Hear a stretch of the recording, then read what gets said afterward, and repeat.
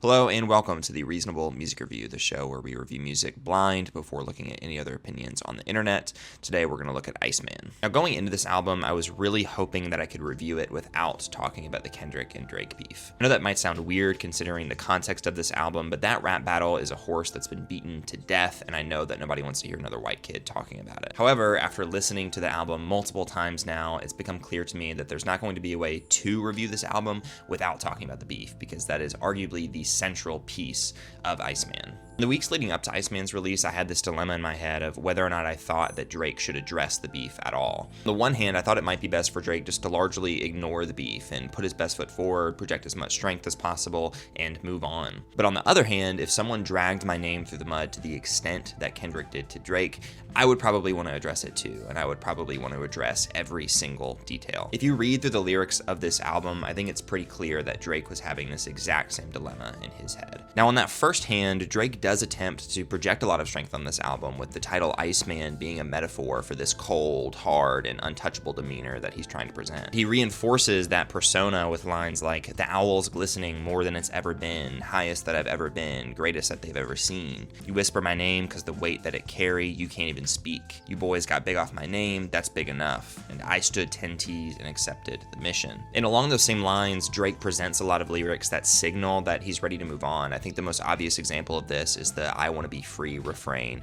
from Make Them Pay. Another one of the more obvious examples of this comes from Bees on the Table, where he says, "I don't want to talk about how this started, I want to talk about how this ends." And that song in and of itself is representative of this mentality of moving on, where they're saying, hey, there's billions on the table, let's just get up and go and forget this ever happened. There is clearly a part of Drake that is tired and numb to the beef and just wants to be done with it. He wants to move forward with strength and with this air of being untouched. But going back to that other hand from earlier, Drake can't help but address the beef and jump right back into 2024 and rehash all the little details. And he does that by dissing a multitude of people, some in subtle ways, some in not very subtle ways at all throughout the album. In addition to directly mentioning him by name on Make Them Cry, Drake accuses Kendrick of not truly caring about Compton on Janice STFU with the Turkeys line, which I interpret as a reference to TDE's charity concert and toy drive that Kendrick has attended multiple years. And that toy drive is something that Kendrick himself has mentioned on Worldwide Steppers, which is probably where Drake got the idea to call it out so specifically.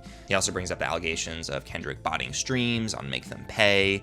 He titles Ran to Atlanta as a direct jab in response to the third verse of Not Like Us. He also takes multiple shots at A$AP Rocky, even dedicating an entire song to him, essentially. He takes shots at JayZ, he addresses J. Cole, he takes shots at Kanye. You get the point. He takes shots at everybody. Even the cover of this album is Drake wearing Michael Jackson's glove, which is a direct reference to the comparison that Kendrick made on Like That. I only listed a few there, but this album is filled to the brim with symbolic gestures and direct lines addressing the beef. Now you can find plenty of other videos breaking down all those references, and you've probably seen them yourself, but the point that I'm making here is that this album is simultaneously full of examples of Drake acting unaffected and trying to move on, while also emotionally rehashing the beef at every turn. Drake was obviously stumped on how to continue on after the beef, and this album makes that glaringly obvious. But regardless, this dilemma did make for a very confusing listening experience where I wasn't sure exactly what Drake was trying to say with this record. To that point, I was reading one of the Genius annotations for the closing track, Make Them Know,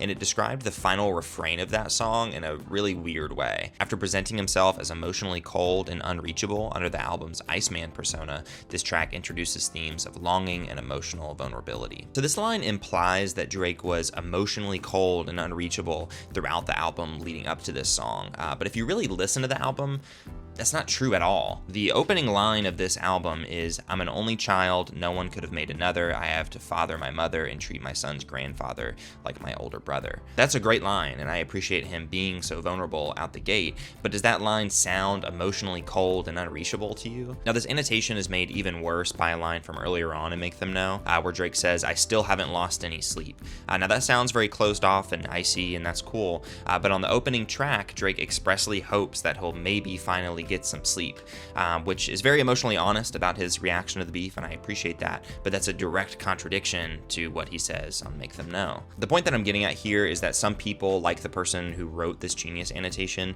might be tempted to argue that Iceman is somewhat of a concept album where Drake is trying to break down the barriers of his vulnerability throughout the record and shatter his icy exterior from song to song. Even that contradiction of getting sleep and getting no sleep being the start and end of this album seems like something a concept album would do. But when you really dig into the lyrics of this album, I think that the themes are just a little too messy to really convince me that this is some sort of conceptual journey for Drake. If Drake was trying to make an album where he starts off super hard and icy and then ends really soft and vulnerable, I don't think he accomplished that in a very concise way. I repeatedly tried to analyze what Drake may have been trying to say with the 4 Make Them tracks, because that structure in and of itself appears very conceptual, but after digging into the lyrics quite a bit, I really don't think that he's saying all that much. There's no journey that Drake goes through on this album. There's no lesson that Drake learns once we get to the end. There's not really any of that. I think it's pretty clear that Drake is just upset, he wants to clear his name, and he wants to get back on the charts, and I don't think that there's much more to it than that. Don't get me wrong, I appreciate some of the vulnerable lyricism on these songs, especially Make Them Cry,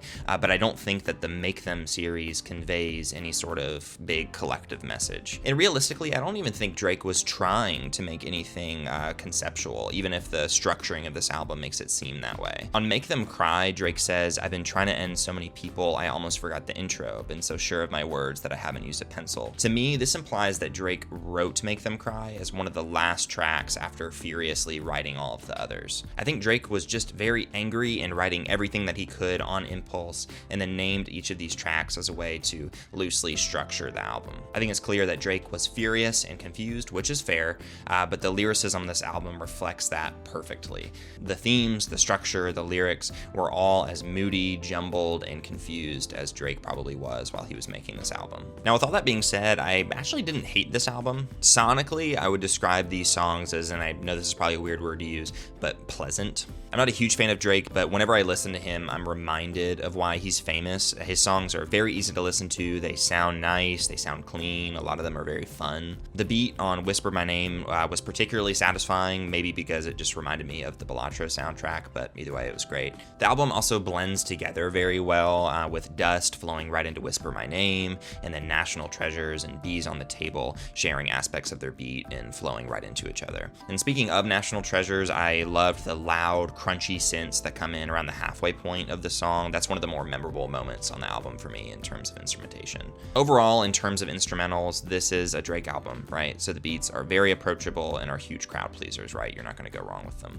My only real gripe sonically were just Drake's flows. Once Drake finds a flow on a song, he tends to stick to it for the rest of the song. Probably the best example of this is on Shebang, where the flow in this track is really catchy and fun, but it stays exactly the same for all 3 minutes of the song. Drake kind of just does this on most of the album and on most of his discography, but I think the other obvious examples on this album are Burning Bridges, Little Birdie, Don't Worry, Firm Friends, and Make Them Know. These songs still sound really nice, don't get me wrong. His timbre and the beats make the songs very listenable and enjoyable, but his flows start to feel so redundant and lulling by the end of each song. There are also just some terrible lines. There are some good ones too, don't get me wrong, but there are just some awful ones. I don't want to cover these too much because I'm sure a multitude of other people are, but this one in particular is just so hard to listen to. Check signing is my kink, pushing out ink, I feel like a squid. I'm gonna hope that Drake put that line in ironically, but regardless, it's really gross. That's a very gross line. With that being said, that's about all I have to say. Thank you for watching. If you like this video, please like, subscribe, comment, do all the things. It would really help me grow the channel. And thank you for all your support recently, by the way. I've had a huge influx of subscribers following the Noah Khan video, and I seriously appreciate it so much. So with that being said, I'll catch you in the next video.